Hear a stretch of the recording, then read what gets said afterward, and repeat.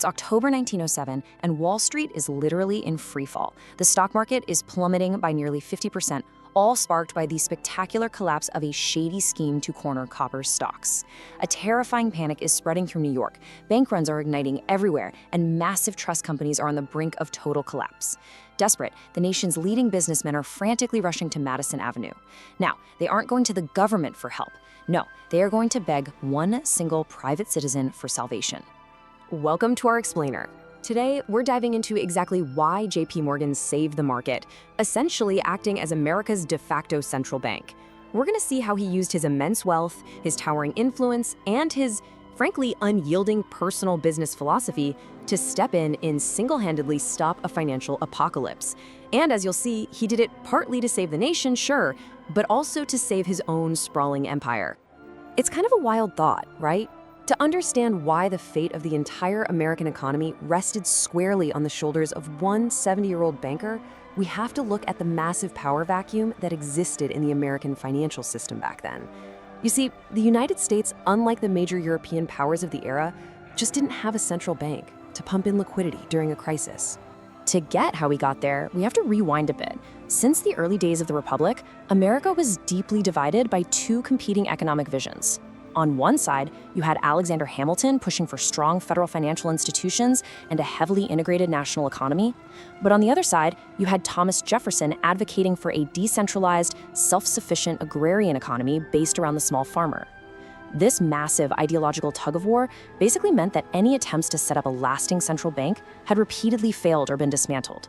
This left the entire system incredibly vulnerable to panics. There was zero safety net. If banks went belly up, everyday people simply lost everything. Now, the extreme danger of not having that safety net became glaringly obvious to a young JP Morgan very early on in his career. During the economic panic of 1857, American markets completely collapsed, and his father's London-based banking firm was suddenly struggling to meet payments to its British creditors.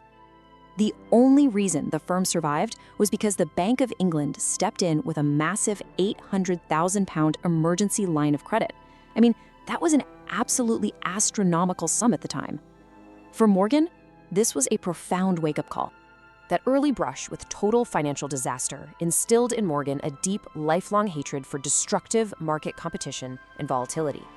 It led directly to his ruthless, stabilizing business philosophy that soon became known as Morganization. And Morganization wasn't just about making a quick buck. It was about imposing strict order on chaos. He essentially viewed unchecked economic competition as a disease. And, well, he was the cure. So how did he actually do this? He executed this strategy systematically, especially during the Great Railroad Boom. When railroads inevitably expanded way too fast and went bankrupt through cutthroat competition, Morgan would swoop in.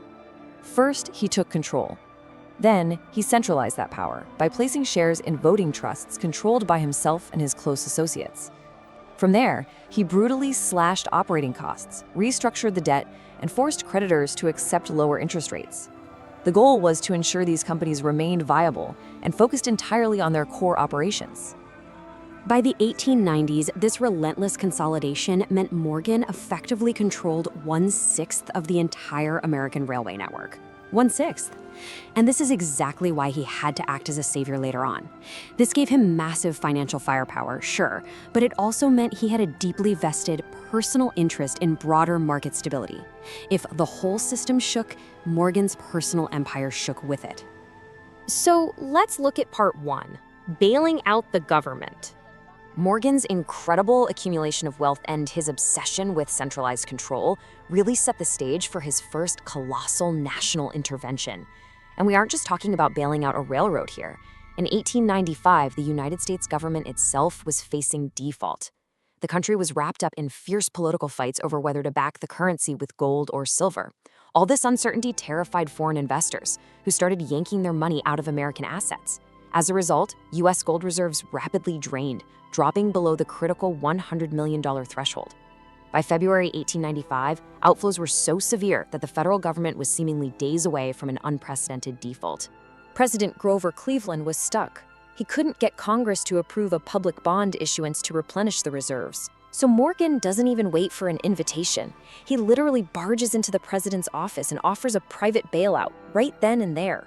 He promised to deliver 3.5 million ounces of gold to the Treasury in exchange for $65 million in 30-year government bonds. But here's the crazy part. Just delivering the gold wasn't enough. He had to make sure it didn't immediately drain right back out of the country. So Morgan single-handedly stopped the bleeding by essentially offering to manipulate international currency markets. He and his syndicate bought dollars and sold sterling whenever required, creating an artificial dam that kept the gold safely locked inside the US Treasury. Just like that, the crisis was averted and the market immediately calmed down. Which brings us to part 2, the 1907 rescue operation. That 1895 situation, that was just a rehearsal. It perfectly primed Morgan for the ultimate test, solidifying his reputation as the absolute lender of last resort. As we saw at the beginning of our explainer, the true climax of his power kicked off in late October 1907 with that failed copper cornering scheme. This quickly sparked a devastating run on trust banks, which were institutions that were supposed to be safe depositories but, behind the scenes, had been secretly engaging in heavy speculation. When the massive Knickerbocker Trust failed on October 23rd, it rapidly escalated into an all-out market meltdown. So for 2 weeks, this 70-year-old Morgan is frantically rushing around the city, acting like a general commanding a financial army, fighting fires on multiple fronts. On October 23rd, after quickly assessing which institutions could actually be salvaged, he mobilized $3 million of cold, hard cash to save the Trust Company of America, stopping the panic from spreading to another major pillar of the system. But the crisis just kept mutating. The very next day, October 24th, trust banks began viciously calling in their loans from stock market speculators. Brokers were suddenly scrambling for cash they simply didn't have, staring absolute ruin in the face. To save the exchange from shutting down entirely, Morgan summons the bank presidents and casually puts together a staggering $25 million lifeline to pump straight into the market. And you'd think he'd take a breath, but his work wasn't done yet. Just a few days later, on October 28th, he found out that New York City itself was on the absolute brink of bankruptcy, completely unable to meet its municipal obligations. So Morgan orchestrates another massive $30 million bailout, effectively keeping the entire city afloat and its basic operations running. Let that sink in for a second.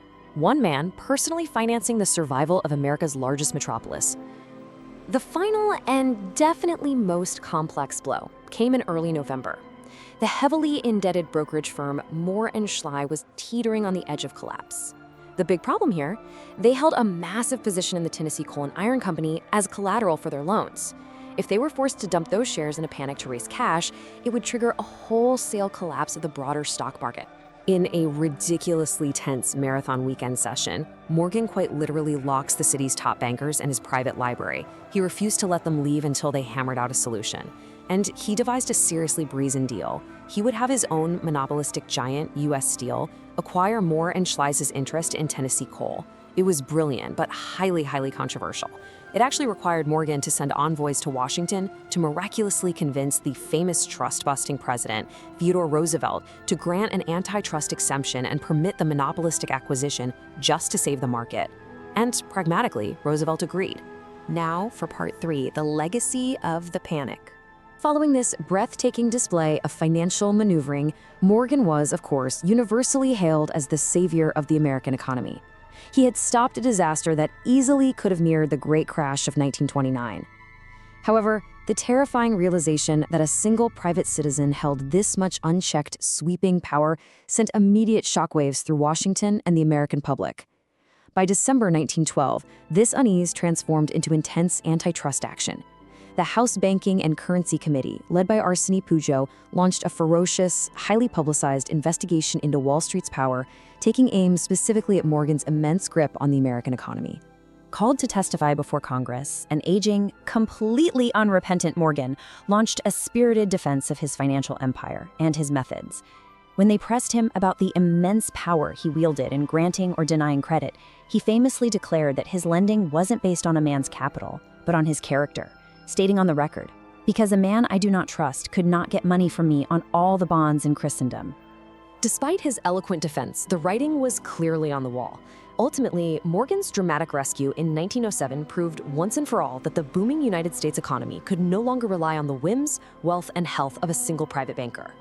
The political consensus reached during the aftermath directly led to the creation of the Federal Reserve System in 1913, which, ironically enough, was the very year of Morgan's death. So that massive federal system that protects your bank account today, it exists entirely because politicians realized they couldn't just keep relying on JP Morgan. This leaves us with one final, deeply polarizing thought to consider about the King of Wall Street.